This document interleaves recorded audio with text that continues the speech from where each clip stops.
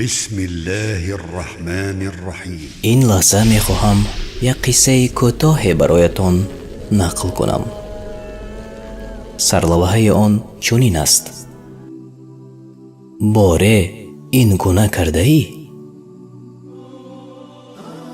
به کودکانی که در کوچه بازی می کردند مراجعت کرده از آنها خواهش نموده می گفت: برای من از الله مغفرت پرسید، چون شما کودکید و گناه ندارید.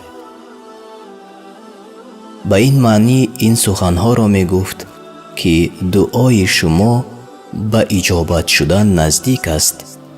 منظور کودکان.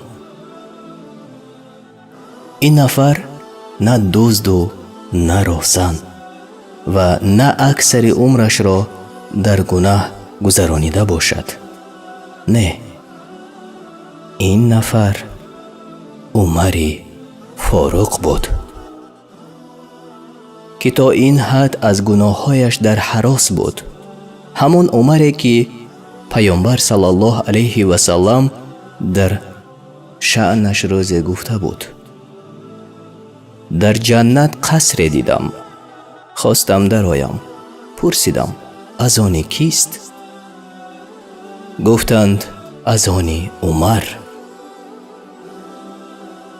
ای عمر، آنجا غیرت تو یادم آمد و ندر آمدم.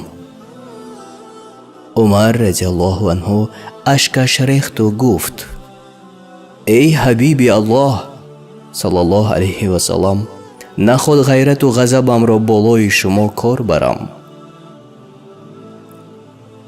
عمر فاروق با داشتن این مقام باز هم از کودکان استغفار طلب میکرد. مگر تو نیز باره از کودکان دعا خواسته ای؟